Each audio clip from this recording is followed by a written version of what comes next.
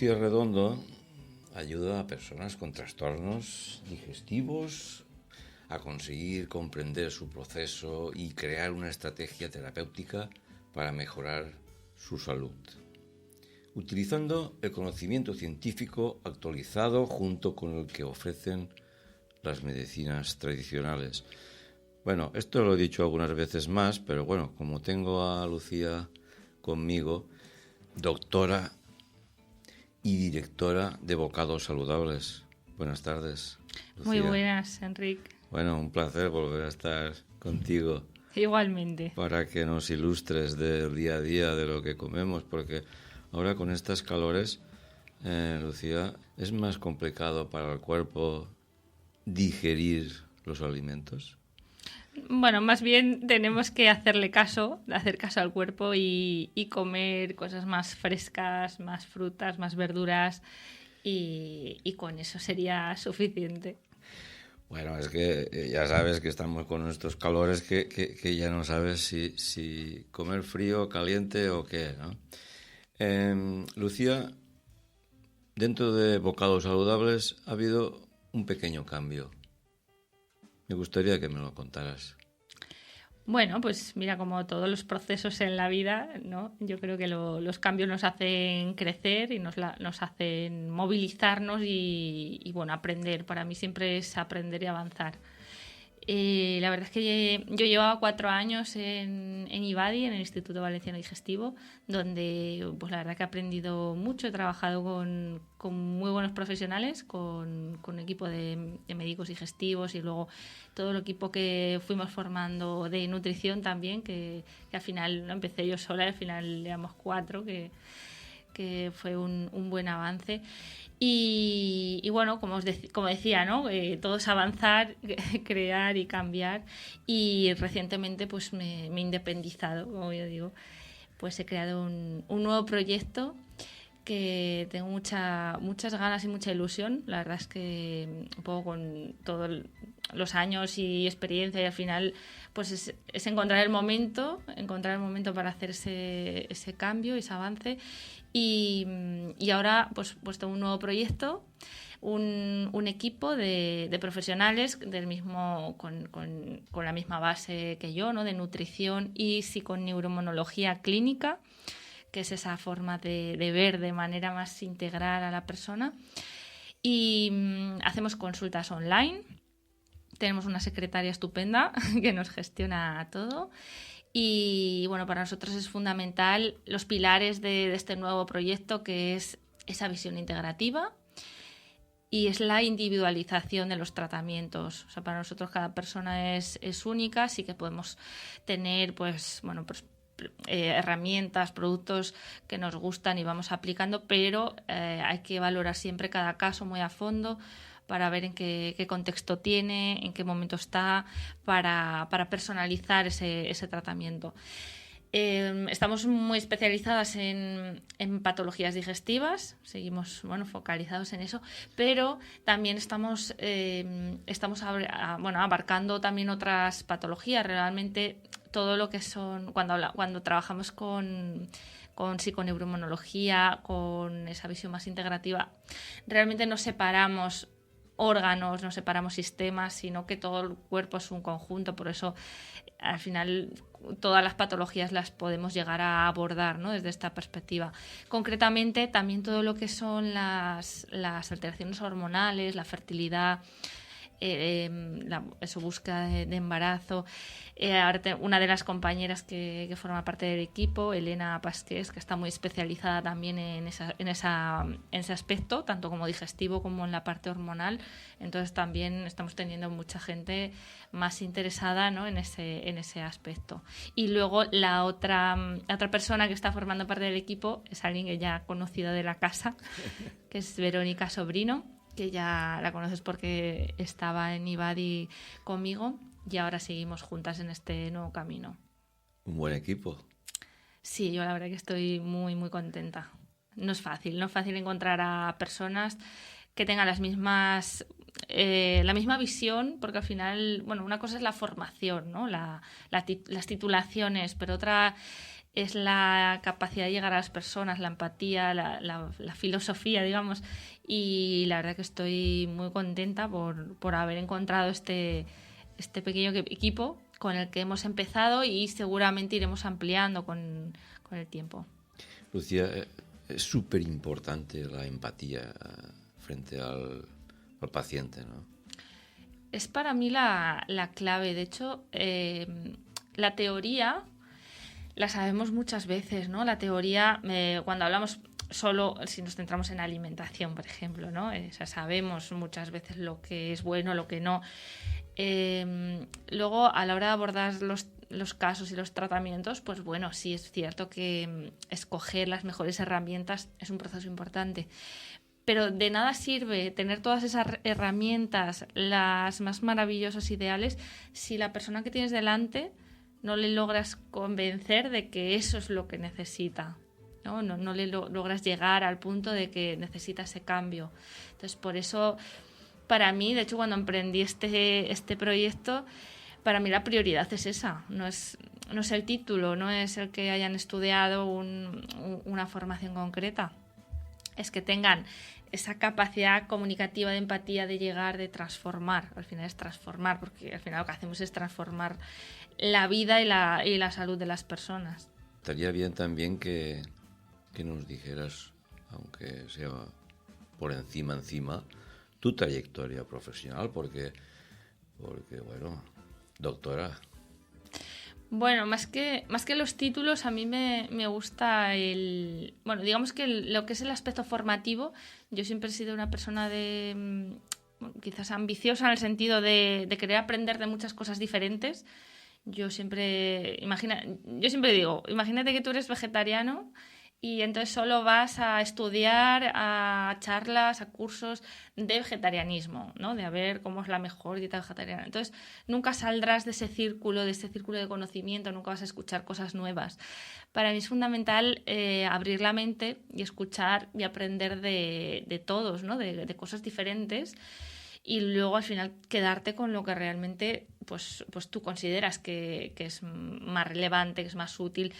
Y eso es un poco lo que, bueno, he intentado en mi carrera más de estudiante, digamos, aunque nunca se acaba de estudiar. Yo digo, siempre soy una eterna estudiante, siempre lo seré. Y cuando deje de serlo, me plantearé dejar de dedicarme a esto. A mí me encantan las medicinas tradicionales, me formé en medicina china y luego en la psiconeuroinmunología, naturopatía, suplementación ortomolecular, todo ese aspecto que es un poco más, digamos, alternativo, entre comillas, y siempre lo he combinado pues porque sí que siempre lo he querido hacer y no por necesidad, pero porque he considerado que es necesario en la sociedad que vivimos toda esa formación también más oficial, ¿no? Dietética y nutrición, el máster, el doctorado, bueno, pues son cosas que siempre ayudan a tener una base más sólida y a saber poder discernir lo que a lo mejor está más contrastado o tiene más valor que otras cosas.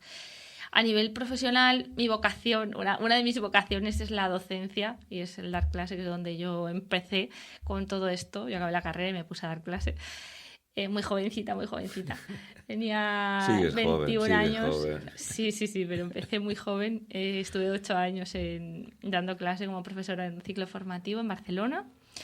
Y bueno, ese trabajo me permitía seguir formándome y seguir haciendo otras cosas. Y fue después cuando yo hice el cambio, cuando me vine a vivir aquí, a Valencia, a Quartell, donde, bueno, poco después ya empecé a trabajar, ya a centrarme mucho más, a volcarme en la parte más de consulta, de terapia, ¿no? Que sí que la había hecho en Barcelona, pero menos, ¿no? En menos dosis, digamos. Ahora pues llevo unos años muy volcada en este asunto. Y la verdad que, bueno, esa combinación es lo que siempre me ha gustado. De hecho, yo cuando daba clase, yo sentía que necesitaba profundizar mucho más en consulta, hacer muchas más horas de consulta, porque es donde realmente se aprende lo que hay, lo real, ¿no? Que yo siempre digo una cosa. Es como si fuera que estuviera uno en urgencias, que es donde más aprende, ¿no? Eso es donde ves la realidad de la vida, ¿no? Sí. Y una cosa es la teoría y podemos hablar pues del SIBO, por ejemplo, que hemos hablado mucho aquí, Sí. de problemas digestivos. Bueno, una cosa es la teoría de cómo se puede afrontar, qué terapias podemos aplicar, pero luego en la práctica es donde te das cuenta lo complicado que es y la importancia de la individualización. Por eso lo resaltaba mucho antes, porque estamos cayendo demasiado en querer protocolizar todo, tanto en la medicina más convencional como también a veces caemos en el error, ¿no? En esta medicina más holística y escuchar al paciente, ver sus necesidades, el individualizar es donde me he dado cuenta y también no solo por la necesidad de llegar más al paciente, sino porque lo que se describe como teoría, ¿no? Pues pongo un ejemplo, ¿eh? Hay un tipo de SIBO, que es el SIBO, le llamamos SIBO de metano, pero realmente habría que llamarlo IMO, que es el sobrecrecimiento de arqueas en el intestino. Teóricamente tiene que aparecer con estreñimiento, tiene que ir asociado a un estreñimiento, ¿no? Hinchazón, gases, estreñimiento. Bueno, pues en la práctica vemos que hay pacientes que sí, que cumplen esos criterios que están descritos, y luego hay pacientes que no, que tienen ese sobrecrecimiento de arqueas, pero pues igual tienen diarrea, igual tienen otra sintomatología muy diferente. ¿Por qué? Porque las cosas no son tan fáciles, porque puede haber mezclas de microbios patógenos en el intestino que generen síntomas variados. Entonces, por eso, ¿no? Es muy importante individualizar. Claro, porque por lo que te estoy escuchando, el mismo alimento para una persona le puede ir bien y para otro le puede ir mal. O bien, si una persona siempre está en ansiedad y el otro no está en ansiedad. Son factores que pueden repercutir, ¿no? en su salud, ¿no? Efectivamente. Y ahora, mira, hay cada vez más investigaciones en las cuales ya llevan años, pero cada vez están más de acuerdo en lo siguiente, que es que hay alimentos o suplementos o incluso fármacos que están viendo que pueden afectar de manera diferente en diferentes personas según el tipo de microbios que tengan en el intestino. Entonces, imagínate, por ejemplo, la cúrcuma. La cúrcuma es una especia pues muy antiinflamatoria, muy antioxidante. Hay personas a las que les genera un efecto antiinflamatorio muy potente, que son las que les llaman personas respondedoras. Y hay otras personas que no les generan ningún cambio o ningún efecto positivo, que son los que denominan las personas no respondedoras. Y en eso juega un papel crucial la microbiota intestinal. Cada vez están investigando más esto. Claro, sobre todo la investigación se dirige más a los fármacos, porque hay pacientes respondedores, otros no respondedores en función de la microbiota, pero es un campo al que al menos nos abre un poco los ojos y la mirada, en la cual ese concepto de individualización es realmente, y lo podemos incluso mostrar con datos analíticos, ¿no? Que a ver, es verdad que los alimentos procesados, ultraprocesados, problemáticos, lo van a ser para todo el mundo, está claro, ¿no? Pero más cuando buscamos terapia, cuando buscamos efectos terapéuticos. Ahí para afinar y para especificar en cada persona sí que la individualización en ese sentido es básica. Estamos, como hemos comentado al inicio, con un tiempo caluroso. Sistema inmune. ¿Qué me puedes decir del sistema inmune? Es muy importante ahora, en la época que estamos. Sí, bueno, yo creo que el sistema inmunitario, bueno, además con toda la pandemia que llevamos del COVID y tal, yo creo que se ha hablado mucho del sistema inmune. Al final, el sistema inmunitario es el sistema que nos protege frente a dos elementos o dos situaciones. Una, si nos caemos, imagínate que te caes al suelo, te haces una herida o te rompes algo, en esos casos de lesión, siempre se pone en marcha el sistema inmunitario para reparar ese daño, ¿no? Para protegernos. Y en el segundo caso en el cual el sistema inmune está altamente implicado es para actuar como barrera, para protegernos de agentes externos como son los microbios. Entonces, el sistema inmune está constantemente protegiéndonos para que no entre en nuestro organismo ningún patógeno. ¿Sabes cuál es dónde reside mayor cantidad el sistema inmunitario? En aquel lugar donde haya una barrera más amplia, donde tengamos un lugar de barrera más amplia. Y ese lugar, ¿sabes cuál es? El intestino. El intestino si cogiéramos a nuestro intestino y lo estirásemos, ¿no? Lo pusiéramos, imagínate, sobre una superficie lisa y lo estirásemos, antiguamente se pensaba que era tan grande como una pista de tenis. Hoy sabemos que no es tanto, que es más o menos como media pista de bádminton, para que nos hagamos una idea.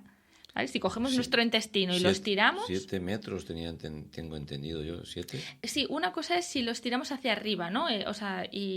Simplemente hacia arriba. Me refiero a si abrimos el intestino y todos los micropliegues que hay, las microvellosidades que se llaman, si los tendiéramos sobre una superficie plana, entonces hablaríamos de eso, ¿no? De media pista de bádminton, para que nos hagamos una idea. El 80% del sistema inmune de nuestro cuerpo está ahí, en esa gran barrera que tiene que estar protegida constantemente. Además, estamos comiendo, ¿no? Cada día, comemos varias veces al día y eso es también un potencial agresor o una potencial entrada de microbios patógenos. Por lo tanto, el sistema inmune está, sobre todo, el 80% está en el intestino. Hay muchas patologías, como por ejemplo, ahora que hablabas de esta época, del calor, el polen, ¿no? Todo. Bueno, hemos pasado la primavera, que ahí también hemos tenido mucho problema con las alergias, ¿no? Las alergias, al final, una alergia se produce porque el sistema inmune responde de manera anómala. Es decir, reconoce el polen o el polvo o un ácaro, reconoce algunos elementos de la naturaleza a veces, ¿no? Como el polen, lo reconoce como extraños. Y entonces el sistema inmune se pone en marcha y genera una respuesta que no toca, una respuesta exagerada. ¿Cómo gestionamos una situación así, ¿no? De una persona con alergias crónicas, ¿no? Alergias cronificadas. ¿Qué podemos hacer? Bueno, es verdad que hay personas que son alérgicas casi desde nacimiento, digamos, ¿no? Las personas que dicen tienen una atopía, las personas con atopía, que no deja de ser una tendencia alérgica a nivel de piel, de intestino. Bueno, pues ahí es verdad que hay un componente genético hereditario, pero luego a medida que nos vamos haciendo mayores también influyen otros factores. Por ejemplo, si el intestino está mal, si tenemos un problema intestinal, si se nos hincha la barriga, tenemos gases, estreñimiento, diarrea, todo eso que hablamos mucho, es más fácil que se pueda desarrollar una alergia. Porque ahí está nuestra policía, digamos, del sistema inmune, está buscando y viendo qué pasa en el intestino. Si el intestino está mal, la policía estará loca, buscando a los agresores, luchando, combatiendo, y entonces el sistema inmune está alterado, no está haciendo su labor como debería, ¿no? Y entonces, por eso siempre que hay una alergia, hay que revisar bien cómo está el sistema digestivo, cómo está funcionando el sistema digestivo. Luego, además, pues bueno, hay ayudas naturales para que el sistema inmunitario funcione al 100%. ¿No? Que funcione al 100% y que tenga todos los nutrientes, todos los elementos que necesita. Por ejemplo, a nivel de alimentación es importante, bueno, primero pues, lo que ya sabemos de siempre, ¿no? Una alimentación basada en alimentos reales, alimentos naturales, y luego que no falten algunos nutrientes. Vamos a poner algún ejemplo, ¿eh? Por ejemplo, para el sistema inmune, para las alergias, hay un nutriente muy importante que son los omega 3, que es un tipo de grasa que está de forma natural en el pescado azul. Y el pescado azul más interesante es el pescado azul de pequeño tamaño, para evitar tóxicos, metales pesados y demás, como por ejemplo sardinas, boquerones, caballa, este tipo de pescado que además es más barato, que son opciones que suelen ser además de la zona. Son muy interesantes, podríamos decir, superalimentos, si quieres, ¿no? Son muy interesantes. En algunos casos incluso se valora la suplementación de este omega 3, ¿no? Pero es un tipo de grasa que nos va a ayudar a modular el sistema inmune. Lo mismo con algunas vitaminas de grupo B, que también hay que asegurar su aporte. Y luego hay plantas o elementos naturales que ayudan bastante en el control de la alergia. Quizás para mí mi favorito es una sustancia que se vende en forma de suplemento, que es natural, que se llama quercitina.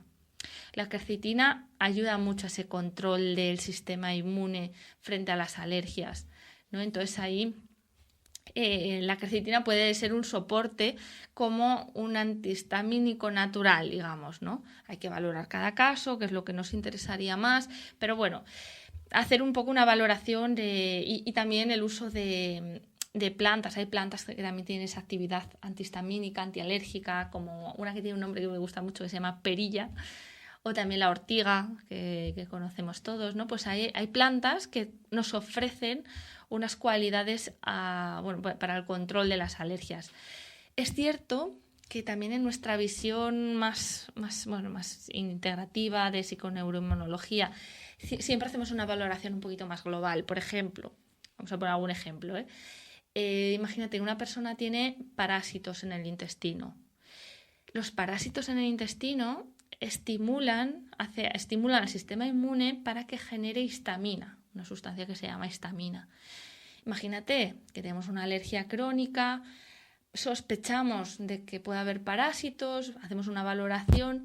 En el caso de que haya parásitos, habría que tratar el intestino, tratar la microbiota para mejorar y para controlar esos parásitos, porque si no, la alergia difícilmente vamos a poderla resolver, ¿no? Mejorar. Y Lucía, ¿influye la temperatura? O sea, el invierno, verano, bajas temperaturas, altas temperaturas, ¿puede influir en esas defensas inmunes? Bueno, en las defensas, el sistema inmunitario y también en la liberación de histamina, que es uno de los principales factores que dan lugar a los síntomas de las alergias, ¿no? La rinitis, el moqueo. Lo que más afecta son los cambios bruscos de temperatura. Por ejemplo, ahora pues hace fresquito, hace tal, y de repente un calor insoportable, ¿no? Pues, o del revés, ahora tenemos un calor insoportable. Cuando viene un frío bastante rápido, esos cambios de temperatura sí que suelen exacerbar algunos síntomas. Y luego, bueno, también hay que tener en cuenta en la época de primavera, sobre todo, el tema de los pólenes, que claro, que hay pues, es ese factor que es lo que hace que a muchas personas en esta época que ocurra esto. También hay otro factor más que me gustaría mencionar, solo por mencionar.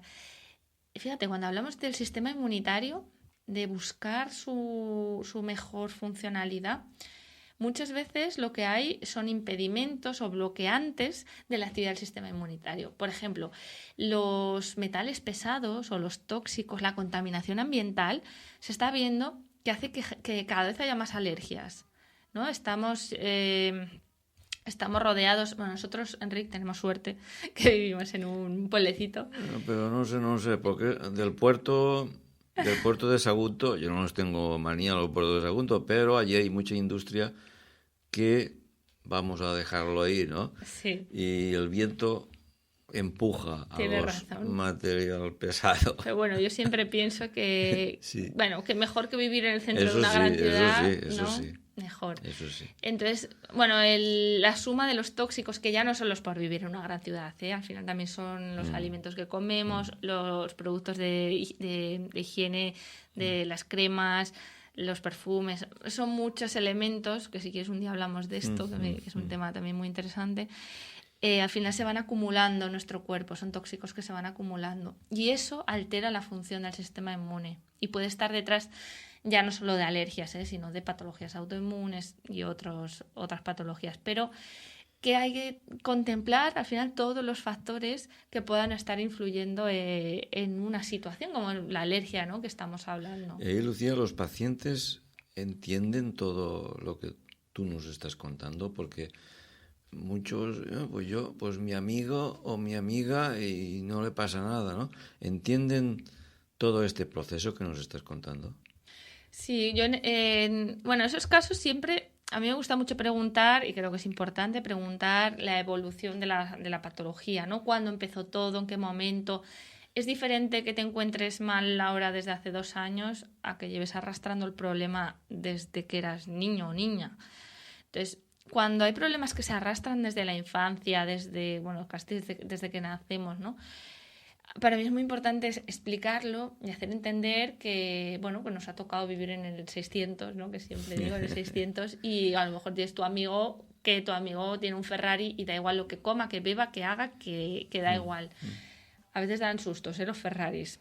Suelen de sustos más graves que los que somos más instintos. 600 se para y ya está. El 600 va poco a poco. Se para, se puede parar y ya está. Sí, pero no se choca, no se va a tener un choque. Entonces, bueno, entender la constitución que tenemos, la fuerza que tenemos, nuestra potencia o nuestras capacidades, ayuda a entendernos. Al final tenemos que asumir y entender eso. Otra cosa es que asumamos síntomas y patologías y que las normalicemos. Eso no. O sea, el que no podemos normalizar que tenga la barriga todo el día hinchada y que me vaya a explotar, y no podemos normalizar que tenga dolores continuos o que tenga problemas de la piel. Eso son cosas que hay que ir trabajando, que hay veces que no podemos acabar de resolver del todo al 100% como tu amigo que tiene el Ferrari. Bueno, pues entendamos nuestra constitución, ¿vale? Pero que siempre se puede avanzar y siempre se puede mejorar. Te he dicho esto también porque el otro día salí a pasear a la noche y serían 2 chavalines de 15 años o algo así, y uno de los dos estaba en el suelo llorando y dando golpes al suelo, y yo iba a acercarme, pero en eso pasó otra persona mayor y parece que lo conocía, y estaba llorando, Lucía, porque decía que él no se veía bien. Tenía 14 o 15 años. No se veía bien, que estaba muy delgado. Yo seguí mi camino, pero la persona esta le decía que tú te encuentras bien. Bueno, lo que se suele decir, sí, ¿no? ¿Qué pasa cuando una persona de esa edad se pone de esa manera, no me encuentro bien, y tiene una rabieta? Bueno, yo creo que eso es un ejemplo que pone en evidencia de que no lo estamos haciendo bien. No lo estamos haciendo bien con los niños, con los jóvenes. No lo podemos estar haciendo bien para que a un niño de 14 años le pase eso, ¿no? Al final vivimos en una sociedad en la que el culto al cuerpo es bestial, desde la infancia, desde los muñecos, desde la televisión, o sea, estamos en una sociedad que eso no lo estamos haciendo bien. Y luego algo que yo veo y que me preocupa muchísimo, que es esa adicción que hay a las televisiones, a los juegos, a los ordenadores, a las máquinas, a las pantallas, que hace que no estemos conectados como seres humanos, no valoremos lo que realmente importa. Entonces todo eso hace que nuestra autoestima no exista. O sea, y desde pequeños también en la educación, ¿no? La educación es un tema, bueno, aparte, sí. Pero la autoestima se fomenta desde que los niños son pequeños. Entonces, claro, vivimos en una sociedad en la que no nos ayuda nada, no nos ayuda a la sociedad, la forma de educación que hemos ido arrastrando desde nuestros pasados, ¿no? No nos ayuda, no ayuda a los niños y a los adolescentes de nuestra época. ¿Puede ir paralelamente, Lucía, lo que es el estado emocional, psicológico, al estado alimentario?